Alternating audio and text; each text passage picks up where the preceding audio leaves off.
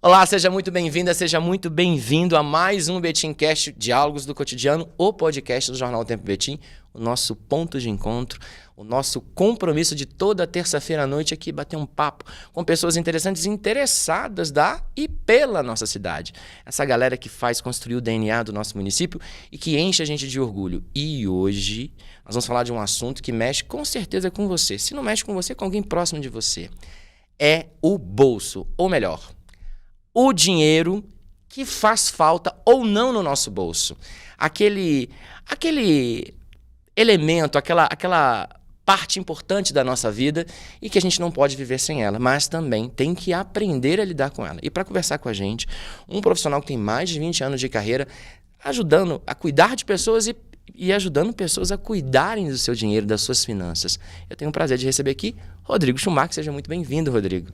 Prazer é meu. Primeiro, obrigado pelo convite. Tomara que traga muito resultado na vida de cada uma das pessoas que vão presenciar essa conversa também. E para quem quer de Betim, para quem quer transformar a vida financeira, está no lugar certo, né, Márcio? A nossa intenção é essa, né, Rodrigo? A nossa intenção é conversar sobre um assunto que eu tenho certeza que interfere no seu dia a dia e que dá uma esquentada na cabeça de muita gente. Mas antes de a gente falar sobre isso, nós vamos falar sobre quem? A dona e proprietária desse podcast, que é quem?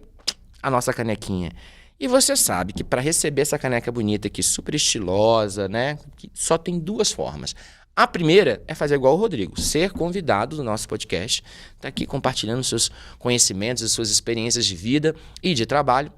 Ou então, você se inscrever na nossa promoção de toda terça-feira. E é simples, você tem que ter baixado o nosso aplicativo no seu celular, o aplicativo do jornal O Tempo, e lá em promoções se cadastrar para participar de todas as promoções que o Jornal O Tempo tem hoje e vai ter nos próximos dias. Então tem cinema, teatro, lazer, enfim, um monte de coisa e, claro, a nossa canequinha. Então se inscreva agora para você participar, concorrer a essa caneca e se você for sorteado, amanhã, quarta-feira, vai estar o resultado no nosso aplicativo, lá no mesmo lugar onde você se inscreveu e você resgata a sua caneca gratuitamente na sede do Jornal O Tempo Betim, em Betim, na Rua do Rosário, 182, lá no bairro Angola, beleza? Então corre, se inscreve, garante a sua canequinha para os nossos próximos programas você fazer uma selfie, fazer uma foto, marcar a gente e mostrar que você está com a sua caneca na mão, beleza? Vamos bater papo? Vamos lá, Rodrigo. Primeiro precisamos contextualizar quem que é o Rodrigo Schumacher e como que o Rodrigo Schumacher chegou em Betim. Conta pra gente como foi a sua jornada, até a gente começar a falar um pouquinho do nosso tema do nosso programa de hoje. Então, começando pela chegada em Betim. Isso. Né? Moro em Betim desde 1998. Você é nascido em Itabira, né? Itabira. Eu nasci em Itabira, meu pai é betinense e ele foi trabalhar na Vale do Rio Doce em Itabira e quando ele aposentou, ele já tinha essa decisão tomada, que foi uma das coisas mais importantes na minha vida também, foi ter vindo para Betim, porque aqui que eu comecei minha carreira profissional, aqui que eu comecei a entrar na faculdade, então tudo iniciou em Betim. Então minha vida adolescente e adulta foi Betim desde 98. Você estudou lá, nas escolas de lá, tudo lá? Então, sua vida foi em Betim? Fui para Betim, comecei a fazer o cursinho para preparar para o vestibular já naquele ano, de 1998, e comecei a fazer o curso de graduação em Economia na PUC, no Coração Carístico. E aí, naquele momento que eu comecei a fazer o curso, eu já tinha começado a entrar no mercado financeiro e eu me casei. E aí veio o casamento em Betim, minha esposa é de Betim. Qual que é o nome da dona patroa? A Débora. Um abraço para Débora. E ela, nesse início do casamento, eu decidi mudar para a PUC de Betim, para o curso de administração. Então, eu fiz essa alteração, formei na PUC em Betim em 2014. Em administração? Administração de empresas. E desde lá eu comecei já, no início da minha graduação, a trabalhar no mercado financeiro. Então foram 17 anos trabalhados em banco. Meu nome é Rodrigo, meu apelido é Schumacher. E tenho muitos parentes em Betim, então tem inúmeras Sua pessoas. vida é lá, né? Hoje em dia é lá. Totalmente Betim. Então, minha empresa é lá, minha empresa é aqui em Betim, minha empresa está situada aqui no centro da cidade. Meu objetivo é ajudar o máximo de betinenses a cuidar do dinheiro do jeito certo. Mas esse papo não é só para betinenses, né? É para todo mundo. Mas vamos recortar aqui para o nosso público. E como que foi, assim, você formou em administração, também estudou economia, obviamente isso agregou muito no seu trabalho, óbvio. E como que você partiu para ajudar as pessoas a cuidarem das finanças dela? Depois a gente vai falar de dica, tá? Eu sei que vocês estão querendo saber de dicas, ele orientar, ele vai fazer isso. No primeiro momento a gente vai contar para mim a história do Rodrigo. Rodrigo, me conta, como que você saiu do banco, né? De um trabalho que normalmente é estressante, é pesado muitas das vezes e tal, Mas ainda assim continuar com os números, ainda assim continuar com finanças e ajudar as pessoas. Como que foi essa transição? Então, E por que ela aconteceu, né? Primeiro, até entender o motivo. O gostar da área foi fundamental. Eu tive tenho um pai e uma mãe que me deram belos princípios financeiros. Então, a maioria do aprendizado que eu compartilho hoje, eu aprendi dentro de casa. Então, isso é muito importante. Eu tive essa sorte e trabalhei num mercado em que pude ajudar a desenvolver ainda mais essa habilidade. E sempre ajudei pessoas no banco, fui gestor durante muito tempo, trabalhei 15 anos no HSBC. Gerente, né? Fui gerente, fui supervisor, fui líder de equipe. Aí chegou um momento que eu falei, não quero isso para minha vida mais. E aí eu pedi para sair do HSBC na época porque eu tive uma proposta para o Itaú. E com 4 meses eu falei, não quero também para minha vida mais. Não era isso que você queria, né? Fui para o Santander. E aí chegou um momento que eu fui demitido. Então, dia 11 de abril de 2017 veio a demissão. E 3 meses depois eu estava empreendendo com desenvolvimento financeiro, ajudando pessoas a cuidarem do dinheiro do jeito certo. Mas começou aonde? Lá na minha criação. Sempre meu pai me falando, guarde antes de começar a gastar. Sempre meu pai falando que tem que gastar menos do que ganha. Sempre falando da importância de investir no desenvolvimento, na educação. Então, dar prioridade porque é prioridade. Então, isso foi a base. E esse propósito de ajudar pessoas financeiramente, porque no banco eu tinha que vender produtos que o banco me pedia. E aquilo me incomodava demais, porque o Márcio chegava lá, talvez, para pegar um empréstimo, eu tinha que fazer um título de capitalização para o Márcio. Eu tinha que fazer um produto que eu não acreditava. Danada venda casada, né? Exatamente, para bater a meta, para continuar empregado. Então, aquilo ali começou a me incomodar cada vez mais. E quando veio a demissão, veio a busca do autoconhecimento. Eu fiz a formação em coaching na Febracis, que eu falo que o coaching para mim foi transformador. É um autoconhecimento absurdo. E dali veio essa busca de, fazer o que eu amo. E eu me vejo, Márcio, como se fosse um Silvio Santos na vida, ajudando pessoas na área financeira o resto da minha vida, até o último dia. E isso é algo para mim que é um propósito. Estar aqui agora, batendo esse papo contigo, você não tem ideia do tanto que eu estou grato e feliz por isso. Mas imagino que seja mesmo, até pelo que você já me contou na nossa preparação para esse programa. Mas tá, você não abandonou os números. A sua questão não era com as exatas, né? Com a matemática, com os cálculos. Não era esse o seu problema. O seu problema era como isso era conduzido pelos seus contratantes, pelos seus patrões, se eu entendi bem. Exatamente. E aí, quando você se viu naquele momento assim, cara, não é isso... o que passou primeiro pela sua cabeça? Você foi demitido, obviamente é uma coisa que mexe com a gente, né? Óbvio, todo mundo precisa pagar conta. Mas o que te falou assim, qual foi a brasa? O que fez essa fogueira que hoje está aí começar? O que foi? Foi essa vontade mesmo de ajudar as pessoas? Você olhou ao seu redor e percebeu que tinha gente... que o que você viveu, o que você aprendeu poderia contribuir? Foi isso que aconteceu? Antes da gente falar do coach, tá? Ela pergunta, mas tem total relação com o coach também. Porque é para você ver, quando eu saí do mercado financeiro, eu não tinha a menor ideia do que eu iria fazer. Nada? Nada, nenhuma ideia. Não pensou nada? Nada. Eu só sabia o seguinte, eu seria demitido a qualquer momento, porque eu já estava num momento que eu não queria aquilo para minha vida, tinha testado 3 bancos, sou muito grato, isso me ajudou muito no que eu faço hoje. Mas 17 anos, né? 17 anos. Ao todo? É isso, ao todo. Então acabou que chegou um ponto que eu falei, e agora? Vou fazer o quê? E aí eu fui buscar o autoconhecimento. E no autoconhecimento teve uma pergunta que foi muito legal. Foi, qual que é o seu propósito? Você veio no mundo para fazer o quê? E eu falei, não sei. Você chegou no curso de coach com essa pergunta para ser respondida? Ou você criou essa pergunta no curso? No curso. Eu não tinha nenhuma pergunta dessa para ser respondida. Meu irmão me questionou sobre isso antes. Eu fui no curso para buscar um autoconhecimento. Saí de lá com um direcionamento um outro pra minha propósito vida inteira, de vida, né? Porque eu saí de lá ciente de que, eu vim no mundo para ajudar pessoas. Em qual área? Na área que eu tenho muito resultado, que me ajudou, inclusive, quando eu saí do banco. Quando eu saí do banco, eu fui demitido, eu tinha muitas reservas. Você já tinha filha? Tinha. Só tinha uma filha, né? Tinha. Ela estava com 17, 18 anos na época. E ela estava naquele momento para ter que decidir qual curso que ela ia fazer na faculdade. Só que eu sempre me preparei. E aí, o que aconteceu? Veio a demissão, eu pude comprar meu centro de treinamento, onde que é a sede da minha empresa. Eu pude investir no meu negócio. Eu tinha minha casa própria, eu tinha meus carros. Então, eu sempre tive uma boa base financeira. E na hora que eu saí, eu não tive que sair desesperado para arrumar outro emprego. Eu poderia ficar de braço cruzado durante 1 ano em casa, que eu pagaria as minhas contas. Daquilo que eu aprendi com meu pai. As suas finanças que você guardou, né? Sim. E aí isso me ajudou. Então, esse curso me trouxe. Tem uma pergunta que diz assim, a caneta serve para quê? A caneta serve para escrever, né? Sim. Só que, na hora que a gente vai buscar os direcionamentos, fala, poxa, será que eu estou escrevendo? Será que eu, Rodrigo, estou fazendo o que eu gosto?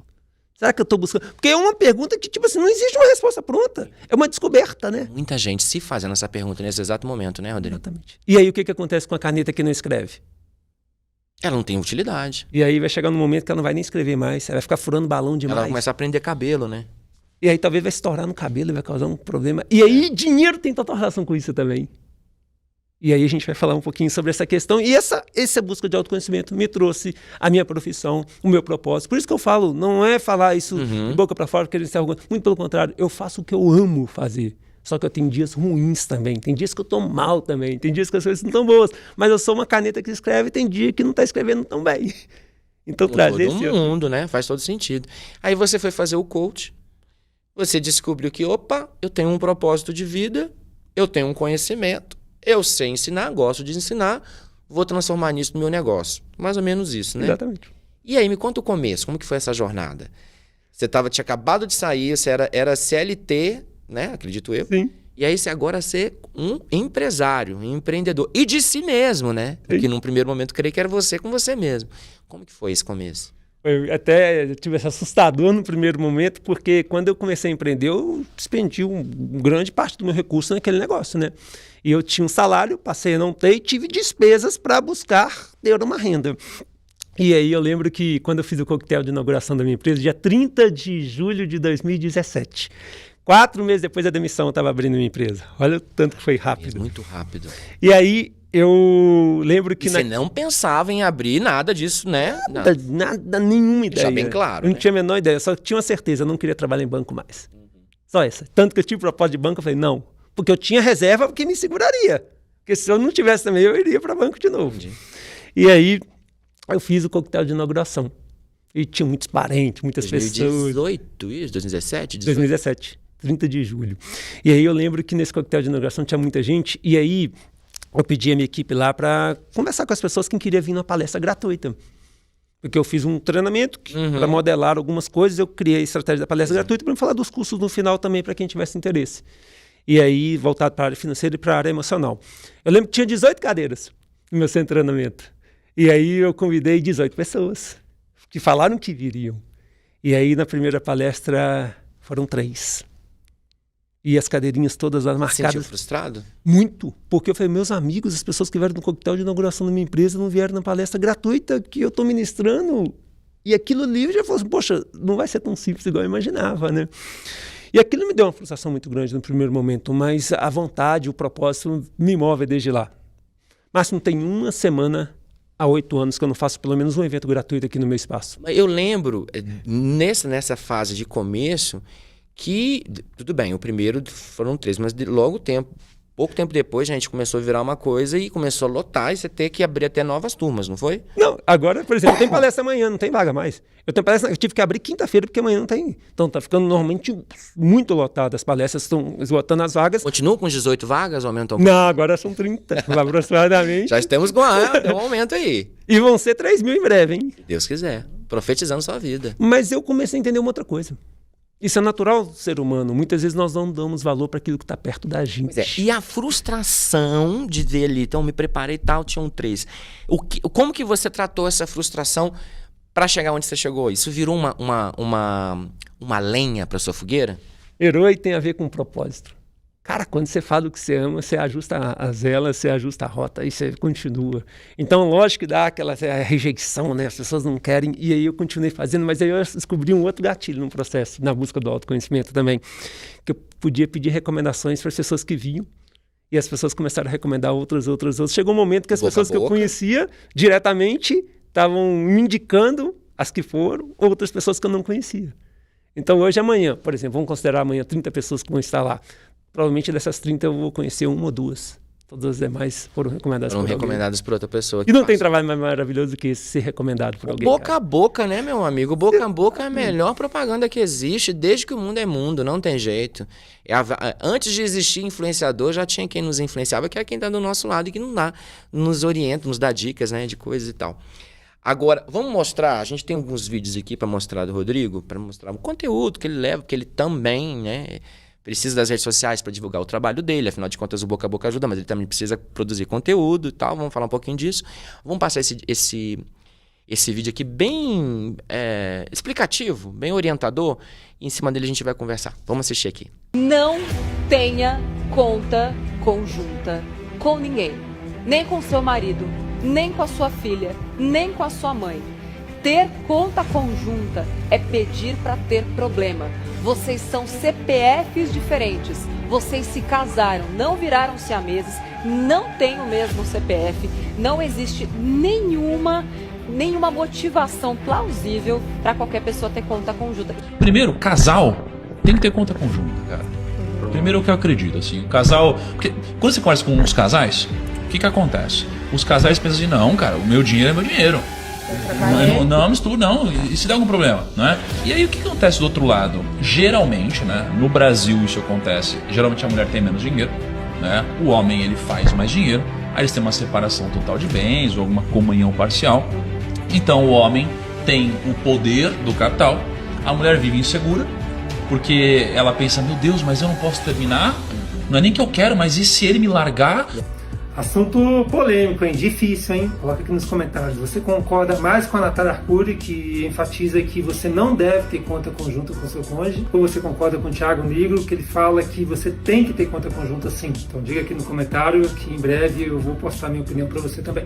Como que você pensa os assuntos, os temas, o conteúdo que você cria, que você faz, e como que você transforma isso dentro da sua rotina?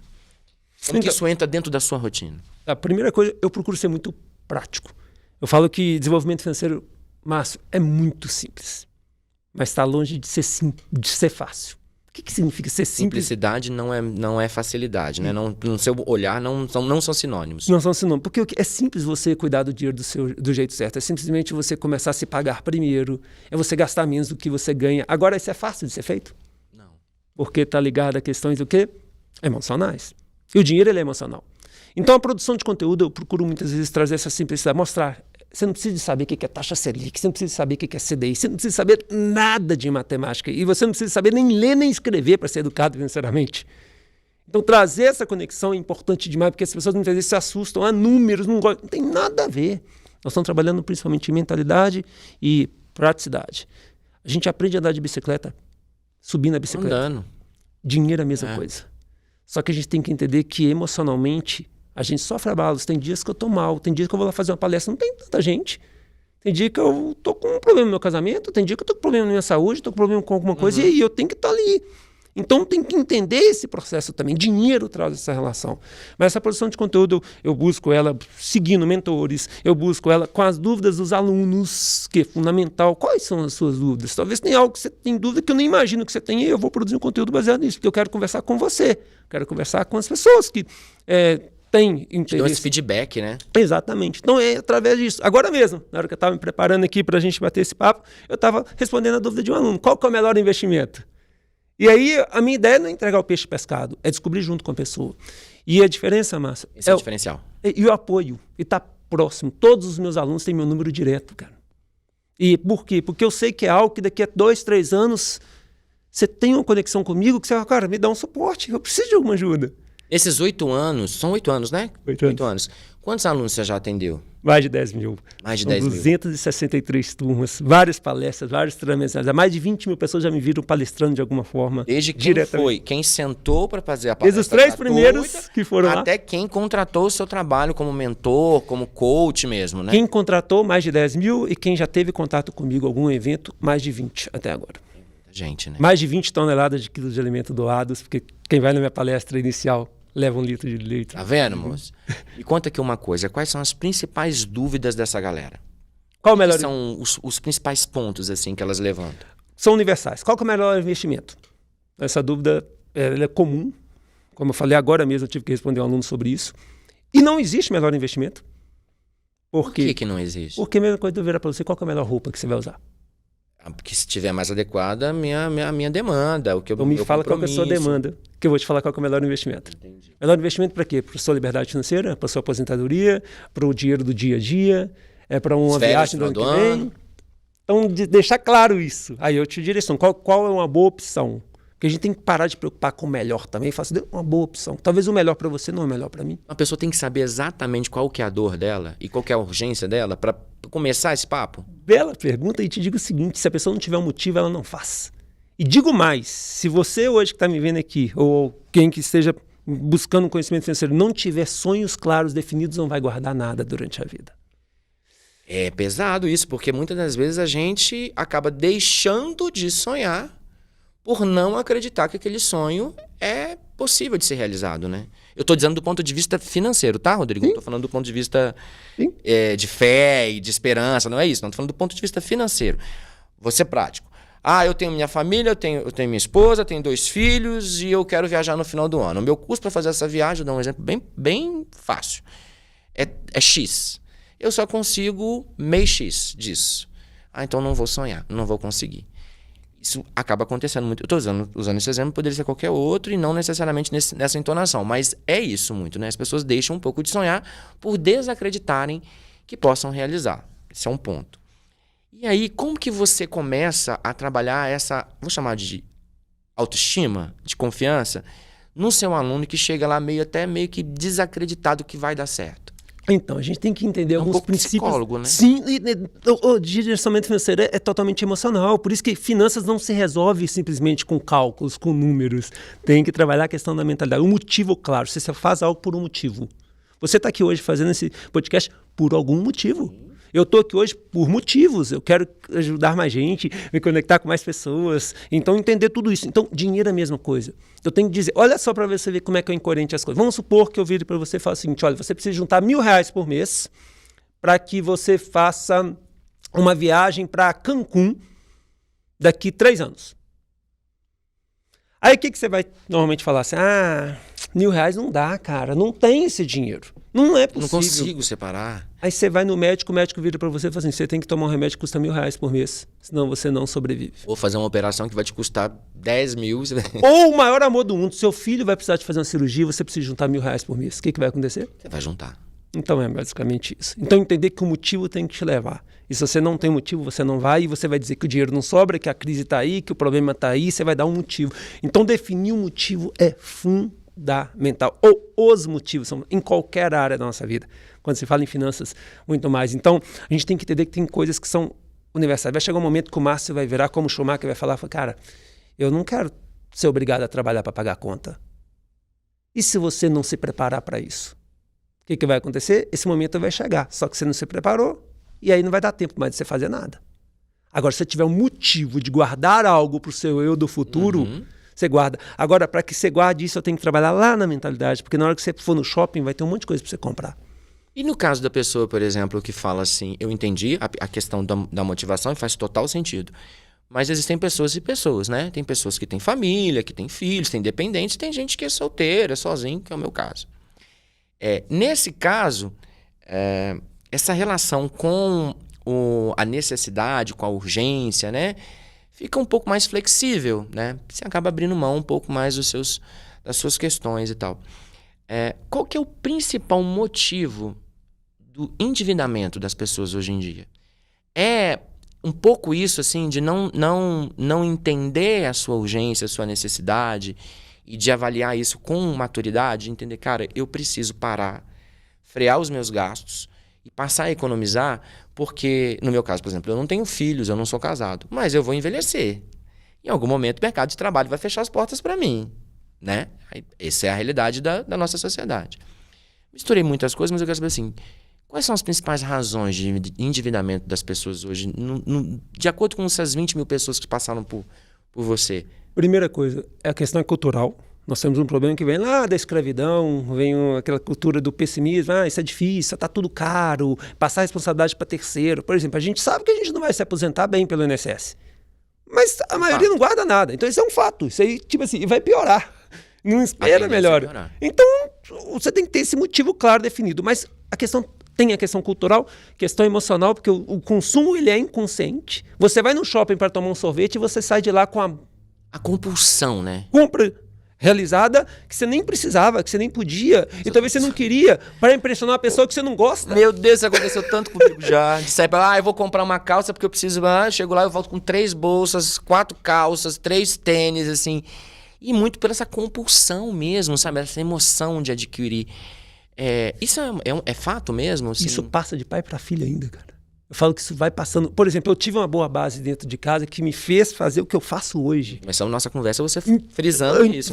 Só que não é porque eu tive que eu também estou blindado como processo. E não é porque você não teve, se por acaso quem estiver vendo não teve, que você está fardada a ser desse jeito. Você pode mudar. Nós somos seres humanos, a gente pode chegar... Chega! Não vou ser compulsivo dessa forma e condicionar a mente. Tem um teste para você que está me vendo aqui agora. Vai depois no YouTube, coloca teste do marshmallow. Fala exatamente sobre essa questão do consumo de forma inconsciente também, para a gente entender que a gente tem que ter um motivo. E lá no teste do marshmallow fizeram com crianças. Mas esse teste é absurdo. E ele fala muito dessa questão de você consumir do jeito certo para você ter um algo a mais depois. E nós podemos fazer isso na nossa vida. Você entendeu por que eu estou falando aqui? Olha, defina que você vai atingir sua liberdade financeira para você começar a guardar que seja R$1, cara. Para de fazer conta quanto você tem que guardar, começa. Porque muitas vezes a gente tem que entender que existe um processo. E você vai se transformar numa pessoa que depois vai fazer muito mais do que você começou a fazer. O problema é que o Brasil está querendo chegar no 1 milhão sem começar com R$1. Então a gente pode ser um econômico amador, iniciante, e no decorrer da nossa trajetória virar um econômico profissional que dá palestra.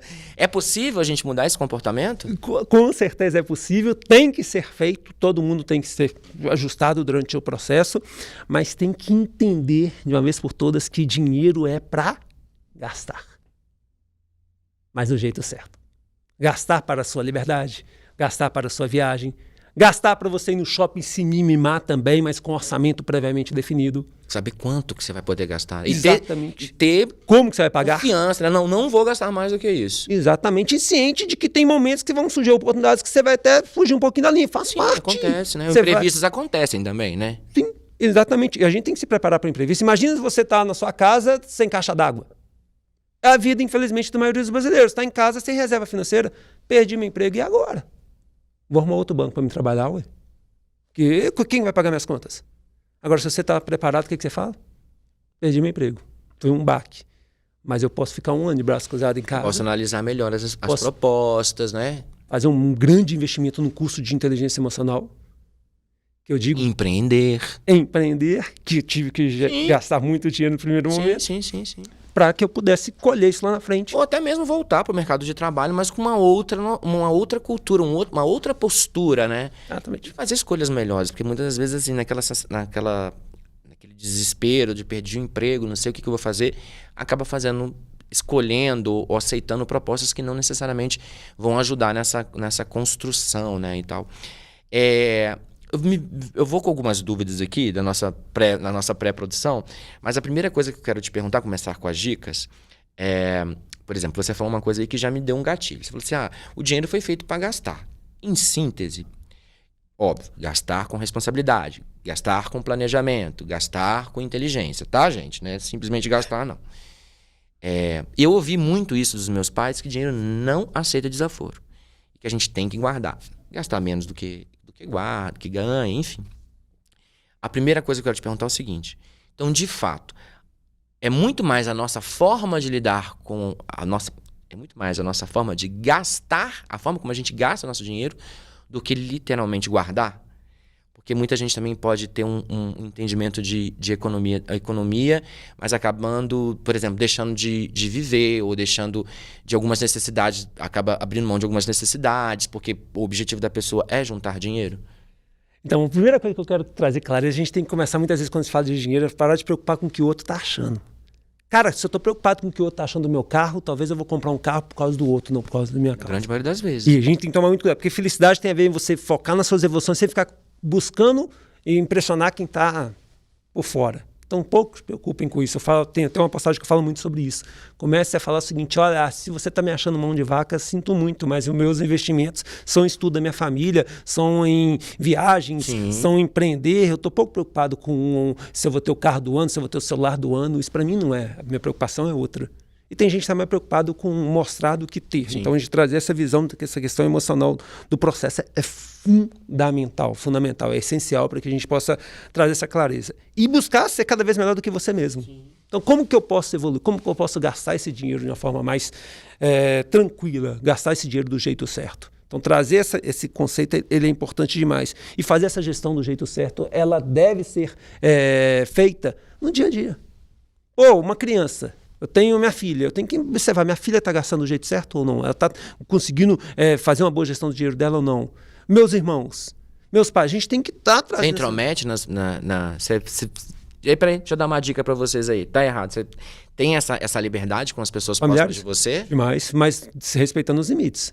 Tipo assim, dando uma dica e falando assim, ó, analise, faz sentido pra você, viaje do jeito que você tá trazendo, porque dinheiro é totalmente emocional. Então, são coisas que, tipo assim, eu não posso falar, mesmo que eu não sei se eu tô certo, tem coisa que talvez tá certa no meu ponto de vista. Por exemplo, história, né? no meu ponto de vista, a educação é prioridade, né, dentro de casa. Faculdade da minha filha, estudo da minha filha, da minha esposa, tá as duas formando juntas, uma fazendo medicina, outra fazendo psicologia. Então, para mim é essencial. Para a grande parte dos meus amigos, talvez viajar é o mais fundamental. Viagem também é importante, mas talvez não é para Cancún, não é para Ilhas Maldivas todo ano. Então... Ou às vezes o casamento dos filhos, ou a casa que vai deixar, enfim, cada um tem uma prioridade. Te dar um exemplo claro. Minha filha nunca na vida dela ela teve aquela ciência que ela ia receber um carro quando ela formasse. E esse é um princípio que eu defini. E talvez eu queria que meus pais me dessem um carro. Seus pais também foi Eles assim? não falaram claramente comigo, mas eles nunca deram essa possibilidade de falar que vou te dar um carro quando você se formar. Não foi um assunto, né? E não foi assunto, e nunca eu nem pedi isso, mas muitos amigos meus ganharam. Eu também. Mas eu digo que grande parte dos amigos meus que ganharam, eles foram dependentes do pai até hoje são. Porque o pai que paga o seguro, o pai que paga a gasolina, o pai que banca tudo. E aí, será que é certo? Eu prefiro dizer para minha filha assim, filha, o carro tá lá. Agora, o seu carro, quando você for adquirir, você... Agora, quer dizer que tem que ser feito desse jeito sempre, Márcio? Não. É o que eu entendo. Cuidado, talvez você está dando e está fazendo com que a pessoa receba aquilo que você gostaria de receber. Mas você se transformou em quem você é porque você não teve. Sim. Então, trazer essa conexão de que, eu nunca criei expectativa, agora a graduação, agora o cursinho, agora a faculdade, tudo isso eu falei, o ensinar a plantar, ela pode contar comigo. Agora eu entregar o peixe pescado, ela não vai contar comigo. Porque uma coisa é você arcar com os estudos dela. Outra coisa é você arcar com a vida dela, né? É diferente. Quais são os principais desafios das famílias betinenses, mineiras, brasileiras, enfim, com a gestão financeira doméstica? Eu vou chamar dessa forma, tá? Não sei se está correto. E isso diferencia, e aproveitando um gancho, de uma gestão de uma empresa, por exemplo? Tem diferenças entre gestão doméstica e gestão financeira? E como que as famílias podem ter uma gestão financeira doméstica satisfatória e que dê motivo de orgulho para elas? Primeira coisa que não acontece nas famílias, na grande maioria, não existe intimidade financeira dentro de casa. O assunto não é falado. Rodrigo. Então. Ninguém ensina pra gente, né, gente? Mas... Quem fala pra gente isso? Mas agora nós podemos o quê? Como nesse podcast, buscar esse assunto, né? Na minha época, acho que na sua não. Na minha época só existia a Barça. A minha também. Na sua também, então nós somos parecidos. Hoje não. E tinha que ir na biblioteca ainda, porque em casa eu não tinha. Eu tinha que ir na biblioteca pública poder usar. Então, aí a gente começa a entender, o cenário é outro. Hoje a gente tem um acesso à informação, né? Muito. Então, trazer essa visão. Falar sobre o dinheiro dentro Influenciadores como você, que estão produzindo conteúdo e estão ajudando, né? Tem muita gente aí. Falar sobre esse assunto dentro de casa. Conversar. Vários e vários casamentos acabam. E mais de 57% dos casamentos acabam por causa de dinheiro. Aproveitar um gancho, vamos passar um vídeo aqui que você fala exatamente sobre isso. O maior motivo de término do casamento, gente, é dinheiro. E aí muitas vezes falta o lazer, falta a comunhão, um gasta mais do que ganha, aí um vai pro supermercado e consome muito mais, brigas constantes no casamento. Então o maior motivo de término de casamento é dinheiro. E isso é comprovado mundialmente. No Brasil é o segundo maior motivo, através das pesquisas também. Então trazer esse conceito de que, poxa, se eu não tiver intimidade financeira com o meu cônjuge, o meu casamento tende a acabar. E o amor não supera tudo. Um casal com escassez financeira tende a ter muitos problemas de relacionamento durante a vida por causa de problemas financeiros. Bom, você começou antes da gente passar o vídeo falando que um dos motivos de crises de relacionamento tem a ver com finanças, com dinheiro, com contas, né, com dívidas. E no vídeo você fala um pouquinho sobre isso. Eu ouvi muitas vezes dos meus pais que não existe amor de cabana. Não sei se você já ouviu essa expressão. Que é aquela coisa de imaginar que só o amor já resolve a relação e que a gente vai morar numa cabana e viver de amor. Não existe isso, né? Não sei se a frase é essa, mais ou menos o conceito é esse. E a gente também não está se atendo a dados aqui, tá, gente? Não estou aqui com os dados do IBGE para falar se realmente as razões de divórcio no Brasil foram causadas por isso. Mas a gente conhece pessoas e a gente tem histórias próximas da gente. É muito comum separação, casais que se dão super bem, tem uma química muito bacana, mas quando chega nesse assunto, finanças, aí começa a ter os conflitos que levam ao divórcio? Sim, e quando a gente fala de dados, gente, a gente tem que buscar os dados, sim. E se, por exemplo, a pesquisa do IBGE diz isso. Se quem está nos vendo aqui for lá no Google, então o Rodrigo dizendo sobre isso, 57% dos casamentos acabam por causa de dinheiro, segundo 57? 57, segundo o IBGE. Não, o número é maior ainda. Na verdade, a gente fala desse número porque as pessoas nem sabem que foi dinheiro. Então, aí ainda sou eu que estou falando. O número é maior ainda do que esse. Porque esse assunto, igual você comentou, o casamento não se dura simplesmente com amor. Precisa de lazer. Precisa de intimidade financeira, precisa de viagem, precisa de conquistas. E nós estamos num mundo totalmente comparativo. As pessoas estão comparando com o outro, vê o outro viajando, o vizinho viajando. E aí? Como é que se sustenta? Como é que não tem um lazer, não tem uma pizza, não tem um processo? Então, trazer esse entendimento assustador, ela é importante para dizer o seguinte, poxa, ou você se desenvolve financeiramente, ou você vai ter problema no seu casamento. E digo mais, se você não sabe cuidar do seu dinheiro do jeito certo, sabe o que vai acontecer? Seus filhos também não vão saber. Porque seu filho está aprendendo com você. Então, o problema, por isso que o desafio ele é gigantesco. E é um processo que, tipo assim, ele vai tendo a sua melhora ao longo do tempo por causa disso, do acesso às informações. As pessoas estão tomando consciência, as pessoas estão entendendo que, mesmo endividado, tem que começar a se pagar, tem que começar a guardar alguma coisa, tem que gerar mais renda, tem que gastar menos do que ganha. Só que isso é construído. Isso não é de um dia para o outro. Não é fazer um curso com o Schumacher, não é ler um livro, é um processo de construção. Isso tudo junto e também tem uma questão de dedicação, né, de disciplina. Tem muito... E também tem o contrário de, por exemplo, casais que estavam com problemas assim no relacionamento, aí passaram talvez por uma mentoria, um curso seu, e aí, poxa, deu para corrigir e voltou? O contrário também você já presenciou? É muito comum. Eu até sugiro as pessoas para estar buscando de alguma forma acompanhar até minhas mídias sociais e ver o tanto de casal que fala exatamente sobre isso, casamentos que são restaurados por causa disso, empresas que deixam de fechar por busca do conhecimento financeiro, como você tinha comentado anteriormente. Eu ia te perguntar justamente, você tem uma diferença no conceito mesmo de gestão financeira? Eu falo que se você não sabe cuidar do seu dinheiro pessoal, se você abrir uma empresa, o que vai acontecer com a empresa? Então a empresa vai ter problema, você vai ter, o casamento vai ter, então o processo todo. Então, quer empreender? Aprenda a cuidar do seu dinheiro. Até para que você possa empreender, porque agora você vai ter mais responsabilidades, mais contas para pagar, mais negócios para fazer.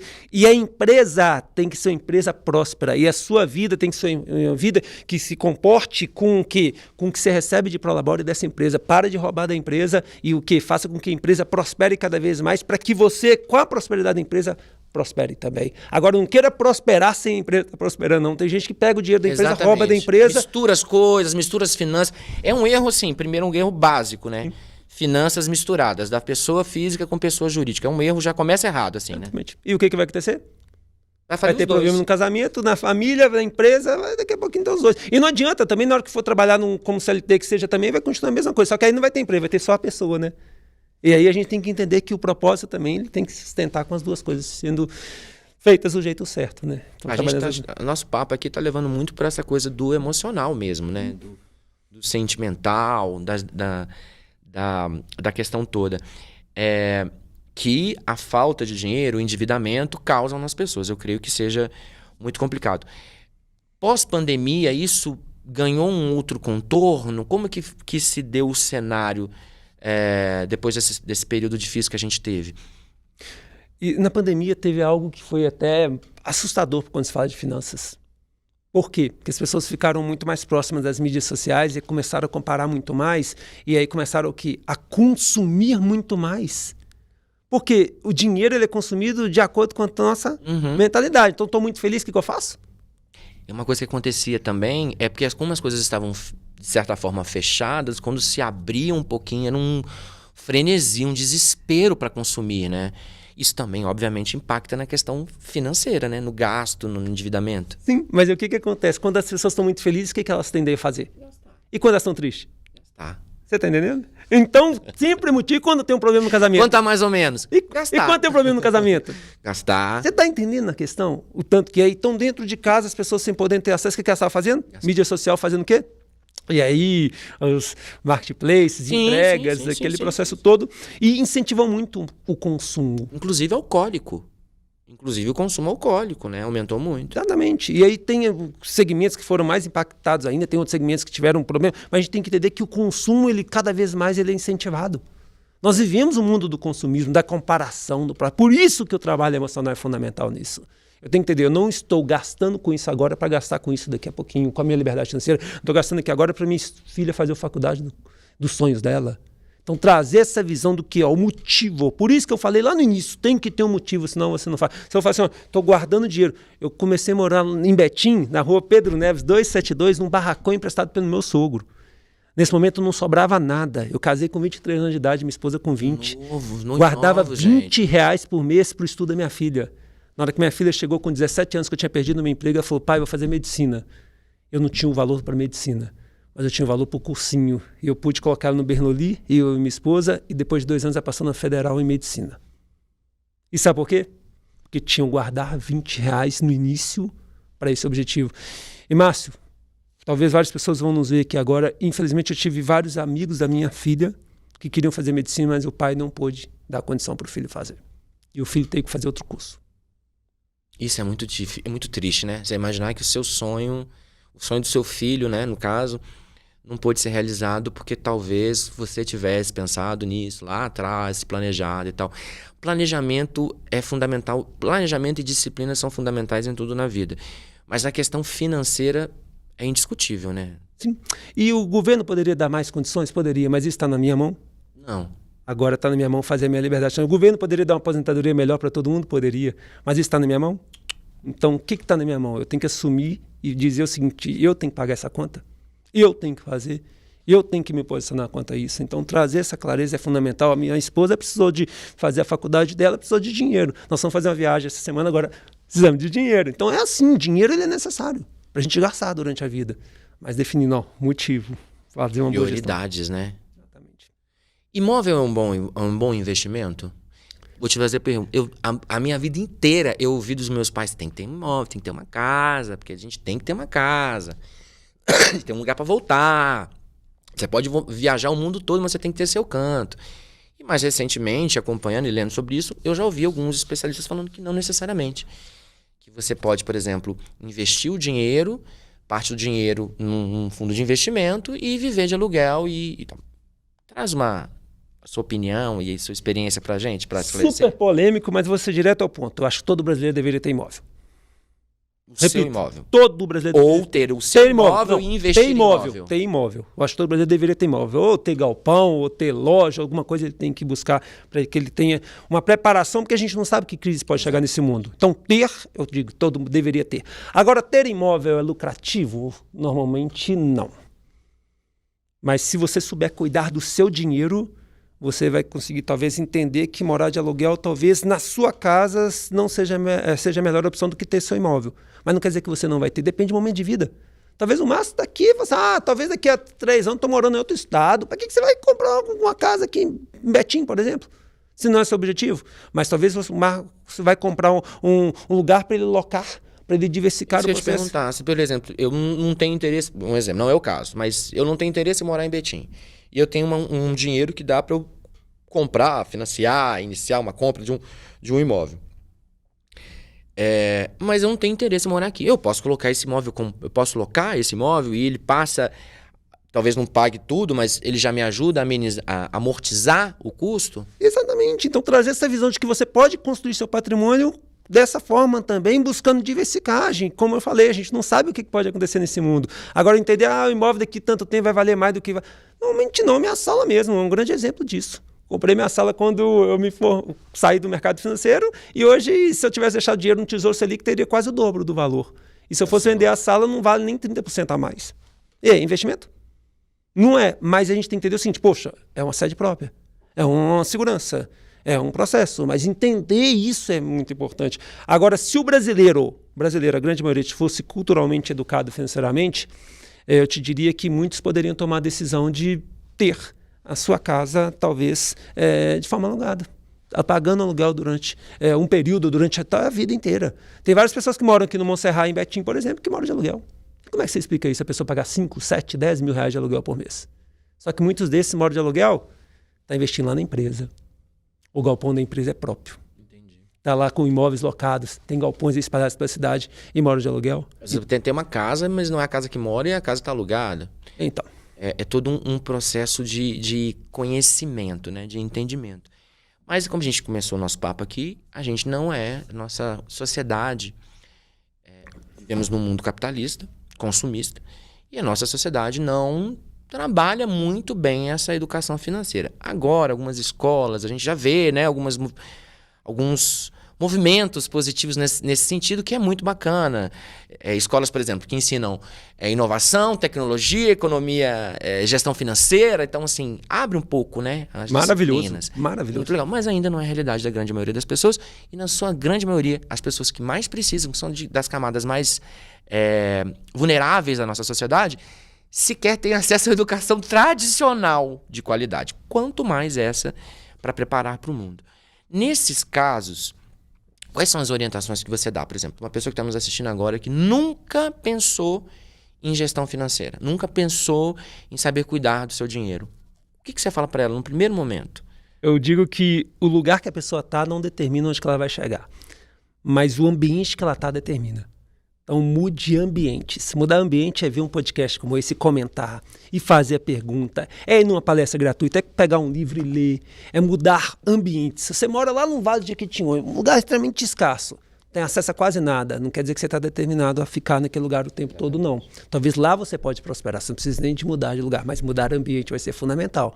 Porque nós somos a média das pessoas que a gente mais convive. Eu costumo dizer o seguinte, endividado convive com endividado, pessoas que correm com pessoas que correm. Então a gente tem que trazer, vamos mudar ambiente. Então a primeira coisa que eu falo, muda ambiente que você vai ter novos resultados, novos parâmetros, você vai ter novas atitudes, porque para você ficar naquele ambiente você tem que se desenvolver e esteja em ambientes em que as pessoas estão prosperando, estão buscando evoluir. Agora eu entendo o seguinte, se você não buscar, aquele ambiente não vai te aceitar. Então trazer esse tipo de clareza, invista no autoconhecimento, busque a sua capacitação, acesse algo que você ainda não tem acesso e modele pessoas, busque consultores, mentores, gente.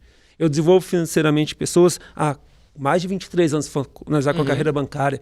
Pô, todos os dias eu leio livro de finanças. Para quê? Para que eu possa virar para o Márcio e falar assim, Márcio, esse é o melhor investimento para esse objetivo. Estou atualizado, né? Cara, daqui a 3 anos pode me perguntar de novo que eu vou te ajudar. Poxa, se você não tiver esse acesso, qual que é a chance de você tomar uma decisão de fazer um melhor investimento? Para você tomar uma decisão para pagar ou não uma dívida nesse momento, para se planejar para um processo, comprar ou não um imóvel, entendeu? Então busca resultado busca informações com quem tem resultado. Então trazer isso é a base, isso é o início de um caminho. Aceite ser ajudado. Porque o maior problema do brasileiro é que ele nem aceita ser ajudado. Sabe por quê? Você tem ideia por que as pessoas não aceitam ser ajudadas? Imagino que seja excesso de confiança. Assim, já sei. Mas a pessoa nem sabe o que não sabe. Você só vai no médico por quê? Ela não aceita que não sabe, né? Não, ela não sabe muitas vezes. Ela não sabe. E aí ela acaba não aceitando. Mas sabe por quê? Você vai no médico por qual motivo? Eu, Márcio, mantenho uma rotina de prevenção. Ok. Mas não representa a maioria. Então, beleza. Mas aí você vai manter, tem um motivo, concorda? Normalmente é uma dor, prevenção. Problema. Né? Seu motivo no meu é caso prevenção. É prevenção. Legal. Você leva seu carro no mecânico por qual motivo? Mesma coisa. Ok. Agora, sabe por que a maioria não procura um educador financeiro, um mentor financeiro? Porque não quer prevenir. Porque ele nem sabe que ele não sabe. Ele acha que se ele tiver mais dinheiro, o problema está resolvido. Ele acha que falta dinheiro. Ele acha que o investimento não rende nada. Ele acha que ele já tem a solução. Ele acha que se ele for lá, eu vou querer só vender um curso para ele. Eu vou querer o quê? Ajudar essa pessoa. E para essa pessoa ser ajudada, ela precisa buscar o acesso. E para a pessoa buscar o acesso, ter um contato comigo, eu vou cobrar dela. Por quê? Claro. Porque eu estou me desenvolvendo todos os dias para ajudar essa pessoa, para que eu possa ajudar cada vez mais pessoas. Exatamente. Como se, por exemplo, eu tivesse uma aula de artes marciais, ou de dança, ou um personal, enfim, é um profissional que ela está adquirindo, está contratando para ajudá-la a chegar em algum objetivo. E isso é muito importante, né, nos dias de hoje, a gente ter essa ciência, né, de que é preciso aprender. Mas existe um excesso de confiança aí, né, que é muito sério e que envolve muitas vezes pessoas que estão negligenciando a sua própria saúde financeira, né? Vamos passar mais um vídeo para a gente comentar a respeito disso. O mão de vaca. O mão de vaca é baseado em quem? Quem está te analisando com mão de vaca? Tem um monte de amigo meu que fala, não, o Schumacher não gasta com nada. Talvez não gaste com nada que ele gasta. E eu tô super tranquilo com isso, eu tô pouco me importando com o que ele tá achando de mim. Eu custo trocar de carro mesmo, eu entendo que trocar de carro é perder dinheiro mesmo, mas eu invisto muito na educação da minha família. Então o estudo para minha filha sempre foi da melhor qualidade possível, da minha esposa a mesma coisa. Então é nessas áreas. Agora talvez meus amigos façam uma escola pública para os filhos todos. E aí troca de carro todo ano. Eu conheço um monte de amigo meu que o carro é melhor do que a própria casa. Eu prefiro muitas vezes fazer uma reforma na minha casa do que trocar de carro. Para mim é muito mais importante. Bom, agora a gente acabou de ver um corte seu aqui, inclusive aqui na casa, participando do Interessa, falando sobre o mão de vaca, que é um termo muito popular, que a gente conhece e tal. Mas eu quero te perguntar o seguinte, quais são as orientações, as dicas que você dá para as famílias brasileiras economizarem e não serem mão de vaca, assim, sabe? E por aí esse caminho. Porque nem tanto céu, nem tanto inferno, né? Manter ali um equilíbrio. Então, até para deixar claro, essa questão do mão de vaca ela é muito pessoal, tá? Tem gente que acha que é mão de vaca a pessoa, por exemplo, não trocar de carro todo ano, não trocar de celular todo ano. Então, é mais a preocupação com o outro, a gente traz essa clareza também. Dinheiro é para gastar, reitero, dinheiro é para gastar. E quais são as dicas? Quais são as coisas que eu falo assim, poxa, é essencial que a pessoa faça para que ela possa gastar o dinheiro do jeito certo? Primeiro, seguir uma metodologia. Eu costumo dizer o seguinte, primeira coisa que uma pessoa, do meu ponto de vista, ela tem que fazer, isso é método do Rodrigo, a pessoa tem que se pagar e ajudar o próximo. Quando você fala se pagar, esclarece pra gente. É guardar uma parte para sua caixa d'água para que o momento de adversidade, na hora que chegar, você fala, tá aqui. Não esperava essa conta, mas o dinheiro tá aqui. Uma porcentagem do seu prolabore, do seu salário para isso, né? Seria sugestão de você alcançar 20%. Aí você pode me falar, Rodrigo, mas não dá para ser 20%. Aqui que eu vou falar com você? Comece que seja com R$1. E hoje, com os bancos digitais, com a facilidade hoje em dia, você começa a fazer investimentos na caixinha, no porquinho, a partir de R$1. E lembra quanto que eu comecei a guardar para o estudo da minha filha? Sim. 20. Daria para pagar? Não daria para pagar absolutamente nada. E aí o que aconteceu? Eu fui aumentando durante o tempo. Não daria para pagar o curso que ela escolheu, mas deu para pagar a preparação que ela passou. Você está entendendo? E aí a gente tem que começar a entender que todo milionário começou com R$1. Então, se pagar, é mesmo que seja com R$1. Traz essa visão.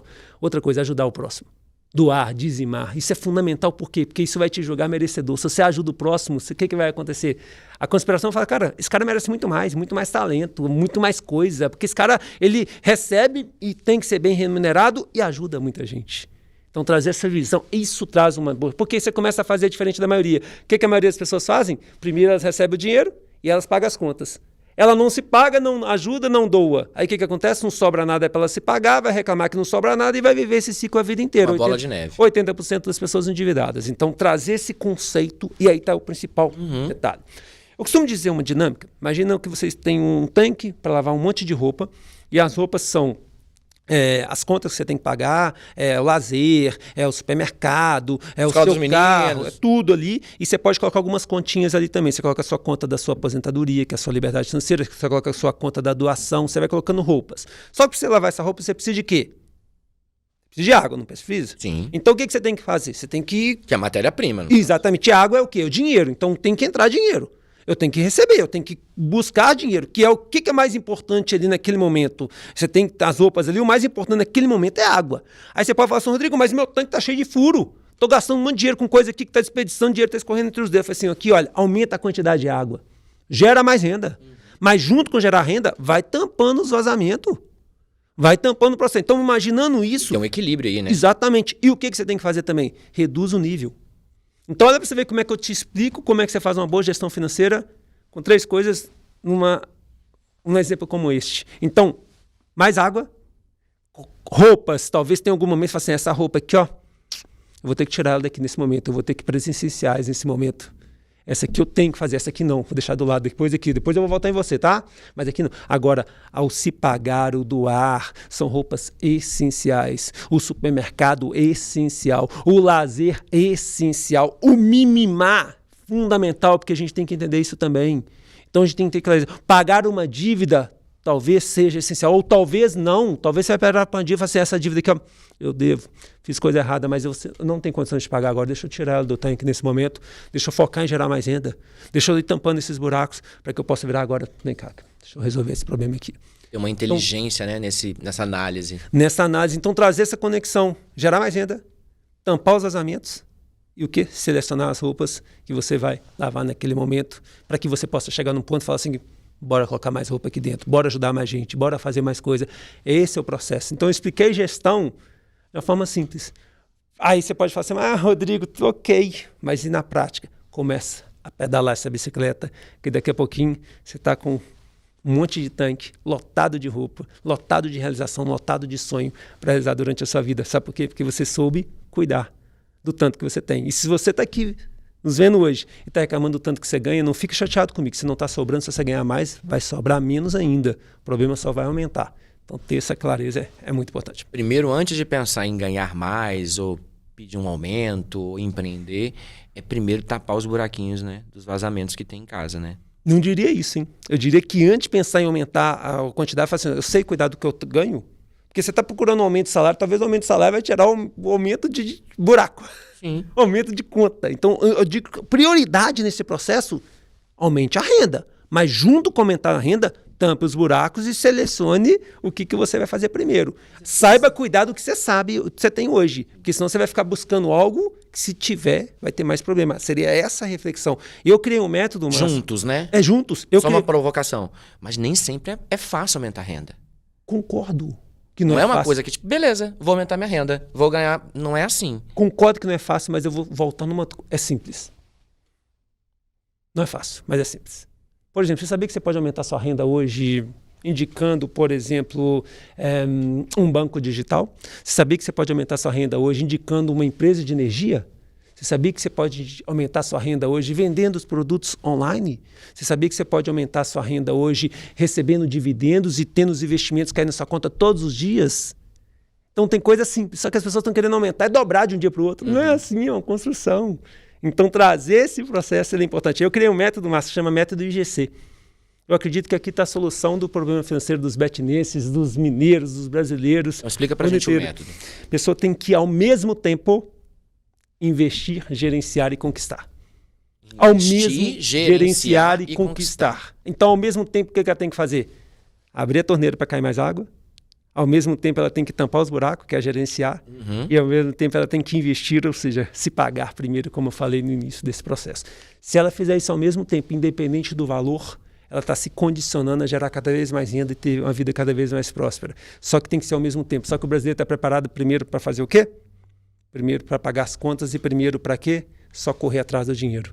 E se ele corre atrás de algo que ele não sabe cuidar, mais dinheiro, mais vazamento, menos roupa, mais problema, menos casamento, empresas fechando. Por quê? Porque ele não faz as três coisas ao mesmo tempo. Ele está esperando fazer uma coisa bem feita para depois fazer a outra. O dia que sobrar, eu invisto. O dia que eu ganhar mais, eu gasto Todo mundo pensa assim, né? Mas por isso que 80% das pessoas estão endividadas no nosso país. Vai seguir esse padrão? Tem que ser junto, né? Junto. Tem que esse processo tem que estar caminhando junto, né? E é muito difícil, as pessoas falam, o que elas falam? Por que elas não conseguem fazer isso? O que elas te contam? E o que você responde para elas? Primeiro porque não sobra, elas falam assim, não sobra. E se ganhar mais vai sobrar? Vai sobrar menos ainda. Então, pouco provável que não. Essa desculpa, ela tá tipo assim, a maioria não sobra, Schumacher. Tem gente que faz curso comigo e fala, Schumacher, legal, comecei a colocar em prática o que eu aprendi, mas o dinheiro não está sobrando ainda não. Eu falei assim, cara, é um processo de construção. É um processo que a gente tem que, durante a vida, ir mudando a mentalidade. E quando a pessoa começa a se pagar, Márcia, ela vai num supermercado, ela começa a usar a lista de compra, cara. Porque ela já está definindo orçamento. É a mudança da mentalidade. O dinheiro, ele é emocional.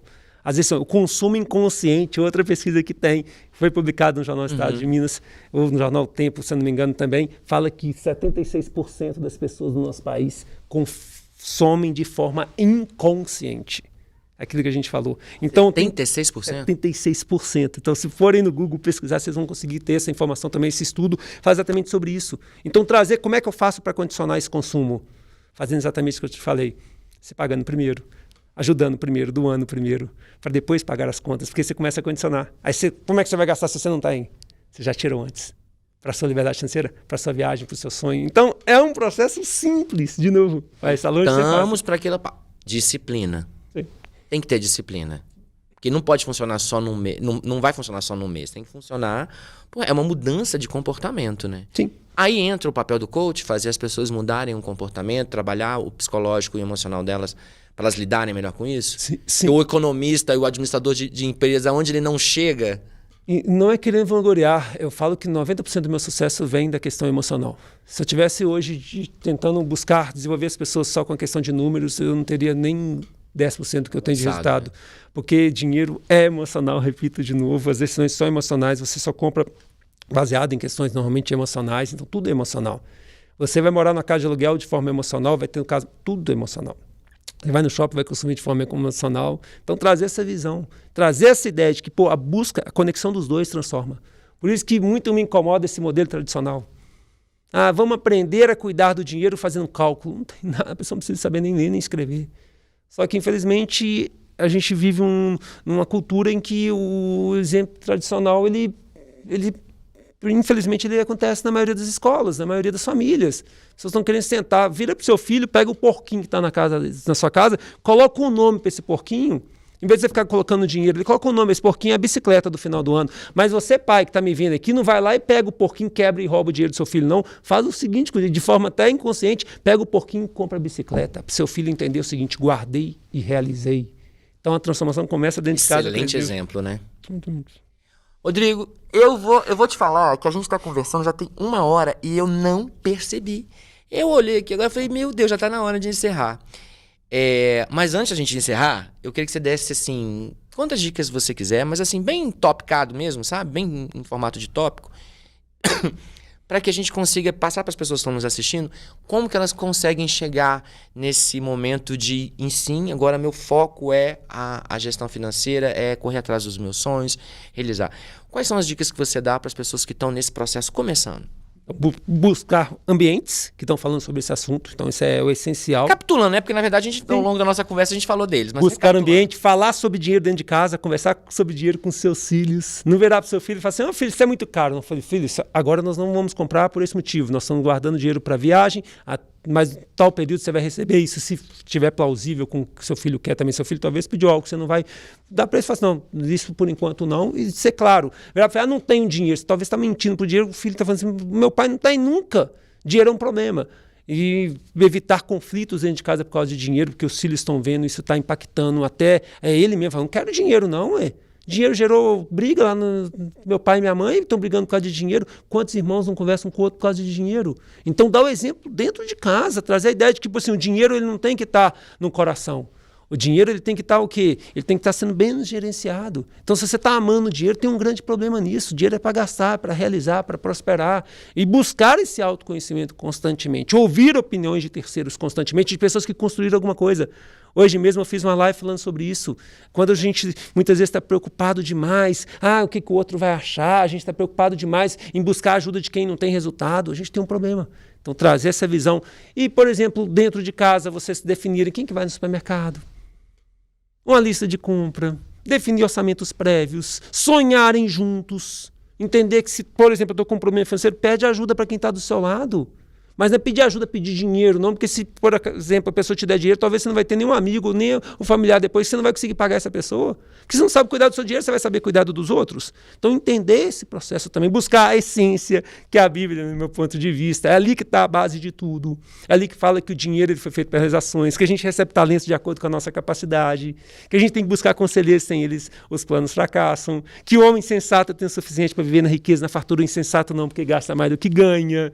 Então, trazer esse processo, cara, e ser ajudado, permitir, não gostou do Schumacher, busca outro mentor financeiro, mas não deixe de buscar algum, não deixe de ter esse direcionamento. Buscar essa ajuda, né? Que é fundamental, aceitar ser ajudado é essencial. E aceite também as dicas, né? Não adianta você ir no médico, o médico vai lá, prescreve os remédios, você chega em casa, não. O dia que eu pagar minhas contas, eu começo a investir, igual o Schumacher está falando. O dia que eu fizer, não adianta. Foi no médico, ouça o que o médico fez, porque ele estudou para isso e toma o remédio. Se você tomou o remédio e depois não fez sentido, aí ok. Mas toma o remédio, siga o processo, né? Então, tente pelo menos, né? Isso, faça, né? E haja. Então, para quem está em casa e que quer acompanhar, deixa suas redes sociais para a gente poder... o pessoal que está em casa poder assistir, compartilhar, te seguir.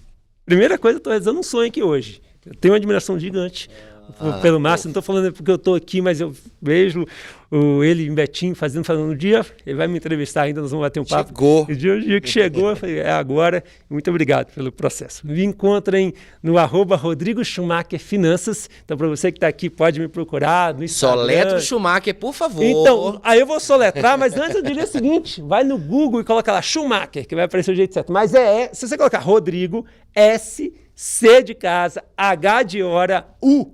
Aí, na hora que você colocar isso aqui, você vai ver lá, Schumacher Finanças, não vou soletrar todos os demais, mas CH, SCH, depois CH de novo, Finanças. Foi lá no Instagram, no YouTube, me acompanha. Provavelmente tem muitas pessoas que você conhece aqui de Betim que já treinaram comigo, então vem fazer parte. Eu faço um evento gratuito, você leva lá 1 litro de leite, 1 quilo de alimento. No final eu falo de curso, se você quiser continuar, ter meu apoio, ter meu número pessoal para a gente seguir junto rumo à sua liberdade financeira.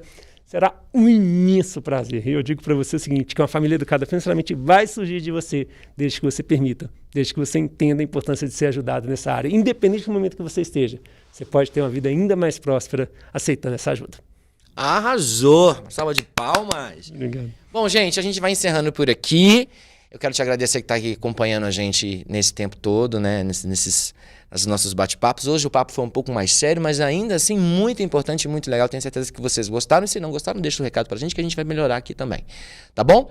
E, Rodrigo, muito obrigado. Eu que vou retribuir o carinho, a admiração. Acho que você é um cara incrível. Eu acho que a forma como você fala sorrindo, né?